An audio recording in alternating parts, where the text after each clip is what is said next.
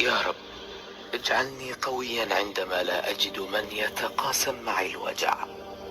يا رب املأ قلبي صبرا وصدري شرحا وعقلي راحة طويلة الأمد.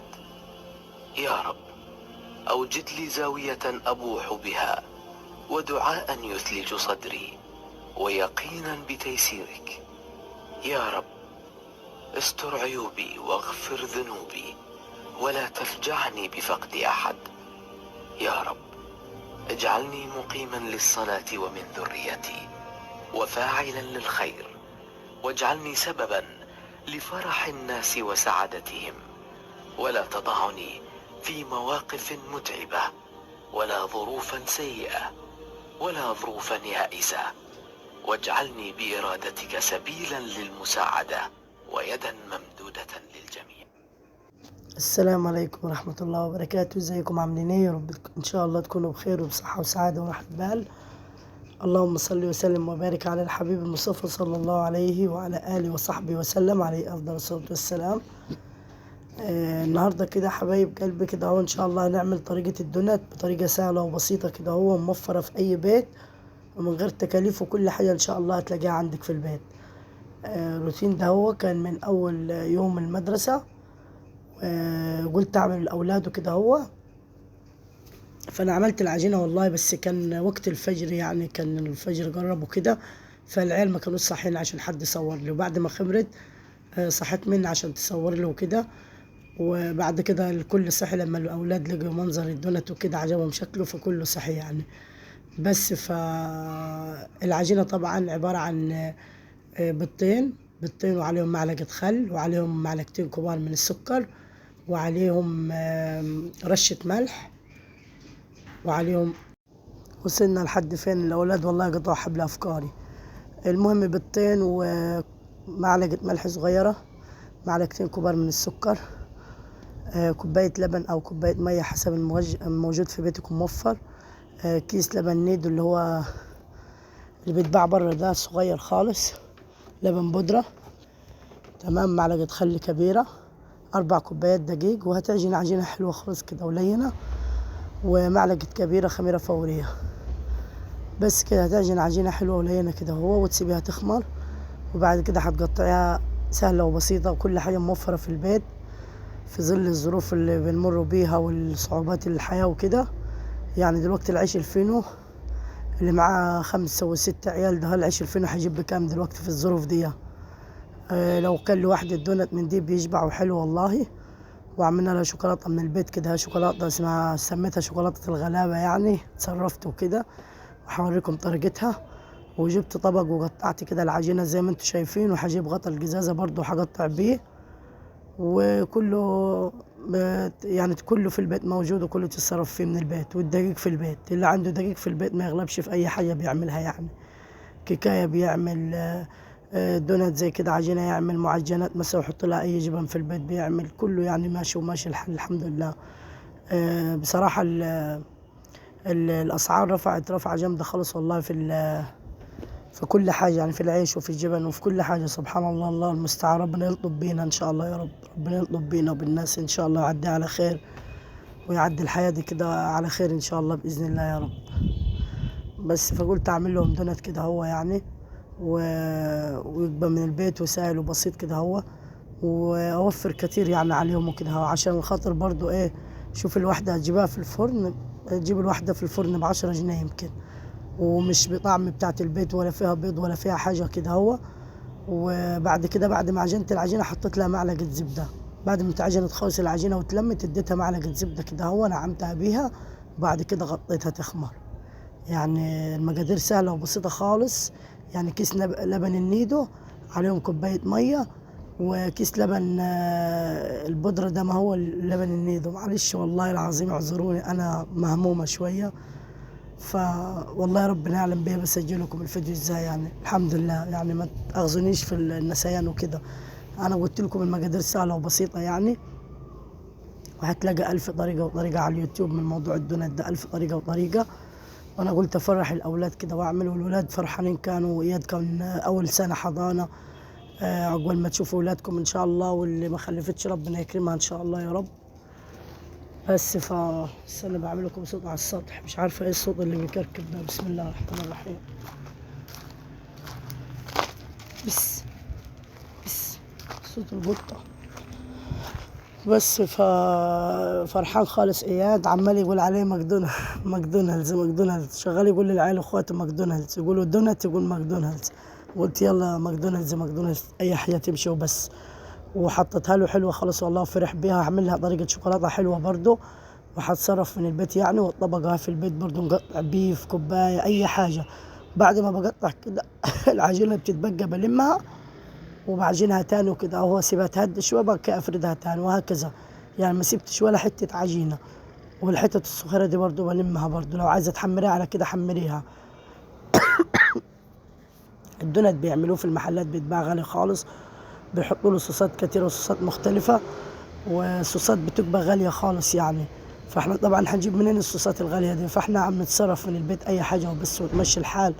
وشكلها وحده يفتح النفس كده وتفرح الاطفال، وفرحوا بيها خالص والله. وحمزه كان فرحان، وحتى العيال الكبار كلهم فرحانين. ربنا يبارك لكم في اولادكم ويخليهم لكم. انا السنه دي يعني ربنا يبارك في اولادي ويخليهم يا رب. الخمسه راحوا المدرسه وكده، هو ربنا يحفظهم يا رب ويوفقهم ان شاء الله ويكرمهم. فالخمسه راحوا المدرسه، فكله طبعا عايز طلبات، وكله عايز سندوتشات، وكله عايز مش عارف ايه. والله العظيم والله اقسم بالله الواحد ما قادر يتكلم على اليوتيوب عشان خاطر برضو ايه العلامه بتاعت الفيديو وكده يعني الربح. اللي فعلا الله المستعان بقت صعبه قوي الدنيا، والله العظيم اقسم بالله بقت صعبه. معرفش انا الناس هتعمل ايه يا رب الناس هتتصرف ازاي. طبعا يا جماعه الناس اللي بتقول تفتكر ده اعتراض ولا حاجه، احنا راضيين يا جماعه والله الحمد لله. واحنا عارفين الغلا مش على مصر، ده على كل الدول، احنا متاكدين من ده. بس انا مش عارفه يعني لسه بنحكي والله ذكريات. والله العظيم بنحكي ذكريات اقسم بالله. كنا في المدرسه ناخده يعني ساعات كنا ناخده سندوتشات، وساعات ما كناش ناخده. كان ناخده شقة الفول ده، هي اللي هي الرغيف المصري ده مقسوم نصين، وكان اسمه شقة الفول. نحط فيه الفول وناخدوه بزيت ماشي بأي حاجة، كانت ماشية وماشية الدنيا. وكنا نشبع ونحمد ربنا، وكنا الحياة كانت حلوة. ولا تليفونات في ايدينا، ولا نت، ولا دروس، ولا أي حاجة من الوسائل اللي طلعت دلوقتي. طلعت بالبلا وطلعت بالابتلاءات، ربنا يعافينا ويعافيكم.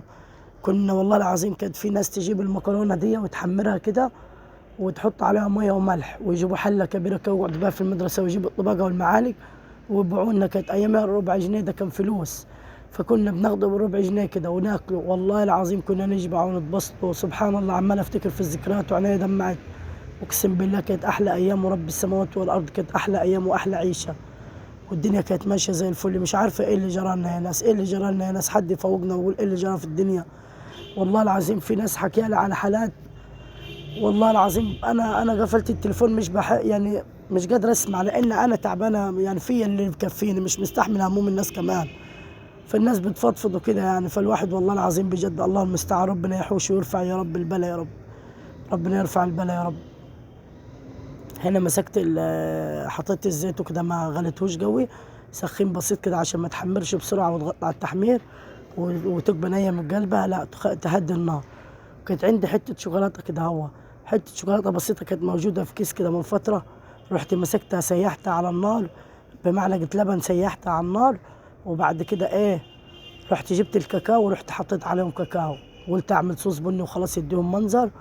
وصح العيال قالوا الصوص بتاع الكاكاو يا ماما ممرر شويه، قلت لهم والله احسن من بلاش، عملت لكم كده منظره حلو وهو ما يقولش لا يعني. وشويه حطيت لهم شويه سكر بودره ومش الحال والله، وسبتهم يهدوا شويه ويجمدوا كده عشان خاطر ايه لما ياخدوا في الكيس ولا حاجه ما يبهدلش الدنيا ايه الصوص ده. هو بس كده هو. ومره نعمل شويه شريك، مره نعمل مش عارفه عيش فينو في البيت برضو حلو خالص. كذا طريقه يعني هتوفر شويه يعني. مره ماشيه الدنيا والله. هنعمل ايه طيب؟ هنعمل ايه؟ مش بايدينا اي حاجه، لا بايد ولا بايدك، ولا بايدك، ولا انت هتقدر تغير حاجه ولا انا هقدر اغير حاجه.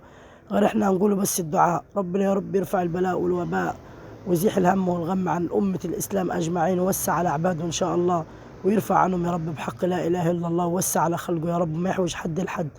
اللهم لا تحوج حد لحد أبدا يا رب. اللهم اغني عبادك يا رب، أنت الغني يا رب، أنت الغني يا رب ونحن الفقراء. اللهم اغننا بحلالك عن حرامك يا رب. اللهم استرنا فوق الأرض وتحت الأرض ويوم العرض عليك يا رب. اللهم استر بيوت المسلمين، اللهم اجعل بيوت المسلمين عمار، اللهم لا تحوج حد يا رب. اللهم فك كرب المكروبين يا رب، اللهم فك كرب المكروبين يا رب. اللهم فك ضيقتهم، وسع عليهم يا رب، وسع في ارزاقهم يا رب، يا رب ما تحوجهم ولا تضيمهم ابدا يا رب. مع هموم الناس يا جماعه، والله انا تعبانه بجد والله العظيم. في كذا حاله كده اتصلت بي قلت لهم يا جماعه والله ما بايدي حاجه، معلش يعني ما يعني انا فعلا لما بقفل تليفوني برتاح. فانا لما سمعت المكالمات دي وسمعت الحالات والحكاوي دي بتتعبني انا نفسيا.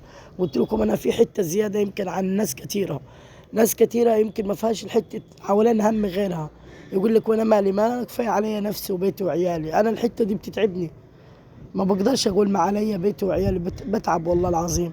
ف شايفين دموع بتنزل على خدي، انتوا مش شايفينها، بس القصه اللي اتاثرت بيها يعني واحده ست اتصلت بيا قالت لي اقسم بالله العلي العظيم ان جابت علبه جبنه عبور ومعاها بتاع 8 عيال، علبه جبنه عبور، وجابت يا رب ايه، وجابت ايه يا رب، قالت لي لا اله الا الله، جابت ايه تاني، علبه جبنه وحاجه تاني معاها. المهم علبه جبنه قالت له علبه جبنه وبيضتين، وجابتهم شكك من البتاع ده، الكانتين ولا البتاع السوبر ماركت ده اللي ما يبيعوا فيه. والله العظيم ألمتني، حسيت الكلام زي السيف ضربته في قلبي. فقعدت ادعي لهم واقول يا رب فك كرب المكروبين يا رب. قولوا يا مسلمين يا اجمعين، قولوا اللهم فك كرب المكروبين يا رب. الناس طبعا اللي معاها مستحيل تحس بالناس الغلابه. في ناس يا جماعه مش هتحس بالكلام ده، او ممكن يكونوا ناسيين الناس او مش واخدين بالهم من الناس. ففعلا في ناس تعبانه بجد، ربنا يعين ويساعد يا رب. هنا كان عندي شوية فول وشوية مكسرات كده، هو رحت رشيتهم عليهم. أنا رشيت سكر بودرة ومشيت الحل، والله العظيم وطلع شكله عسل أقسم بالله. اللي عايز يجرب الوصفة جميلة جدا يا بنات والله، وما فيهاش أي افتكاسات ولا حاجة، وكلها مقادير من البيت. مش عايزة تحط لبن بودرة ما تحطيش، ده الكيس ما اعرفش ب3 ولا ب4.5. كان ليا فترة برضو جايباه في التلاجة وحطاه، ممكن يكون زاد. كيس السكر النهارده ب45 جنيه، الله المستعان الله المستعان. مرة كان ب40، تاني يوم جابوه ب45 بيقولوا. ازاي رفع 5 ما اعرفش، الله المستعان. السكر طبعا لو جايبة سكر من التموين حطي معلقتين، مش هتخسر معاك يعني، هتنفعك برضه. هنا كان الولاد عجبتهم والله، فرحت ان اهم حاجة ان هي عجبت الولاد، دي اهم نقطة عندي.